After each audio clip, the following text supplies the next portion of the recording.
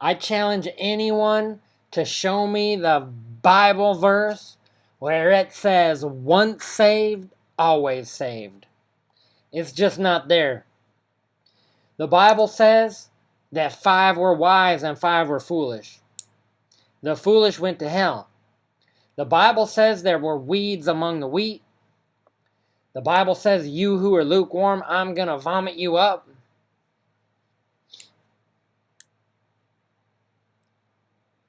Once saved, always saved? If I understand that right, and the people that I've talked to who told me that they believe that were the type of person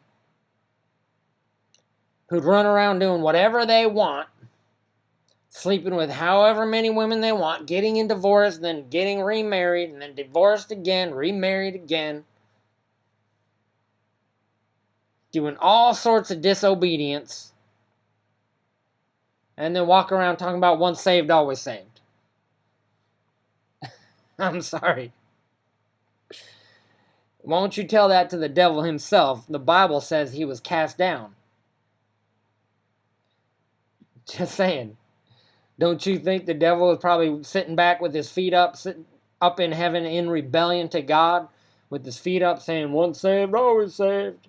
All of a sudden, who's that at the door anyway? Oh, it's the Archangel Michael. He's here to beat your ass and throw you back down to the earth. What? But I know once saved, always saved. I'm just saying, go tell that to Lucifer.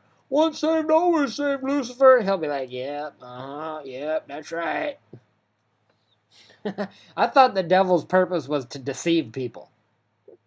So an obvious truth like once saved, always saved. I mean, it's surprising that more people aren't talking about that. You know, I'm being facetious. It's not in the Bible. It's not biblical. You say, well, can you lose your salvation?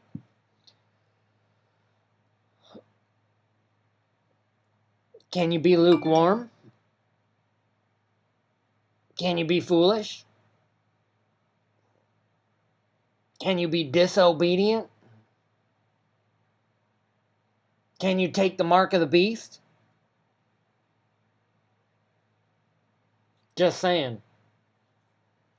Now, people who like to talk about once saved, always saved, they want this thing called eternal security. Well, let me give you some eternal security. Fall in love with God. How's that? If you're in love with God, He's not letting you go.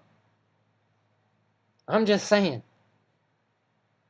Now, the Bible says, whosoever shall call on the name of the Lord shall be saved. Well, that's easy, isn't it? The problem is, in the middle of their sin, okay, I'll give you an example from my own life. True story, I was in college, and I found myself in the dorm room of a very pretty girl, and she was kissing me, and I was kissing her, and I knew in my heart this isn't right. What did I do? I started calling on the name of the Lord. I started talking about Jesus. Whosoever shall call on the name of the Lord shall be saved. And I sat up and said, aren't you a Christian? I'm a Christian. I became a Christian just like a year ago.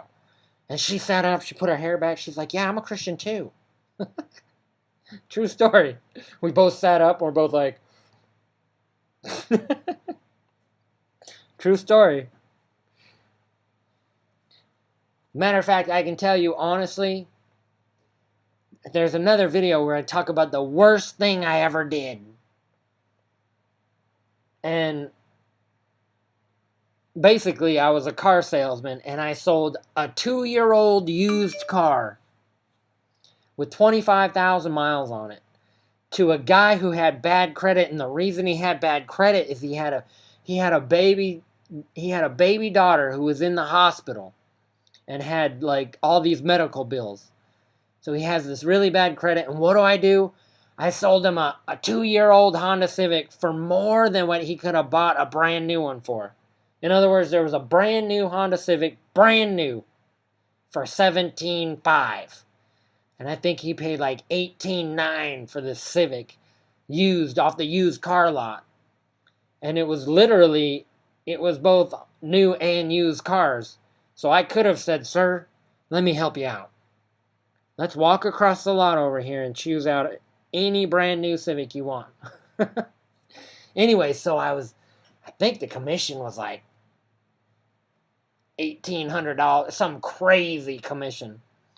But I knew in my heart, oh man, when I got home, I just knew it was wrong. You know what I did when I got home? I started calling out to God and praying and asking God, please help this guy, get me out of this situation. I don't want to be the one who puts him in that type of situation. And you know what? The next day I got to work, and they called me in the office, told me the deal was not approved, and the bank rejected the loan.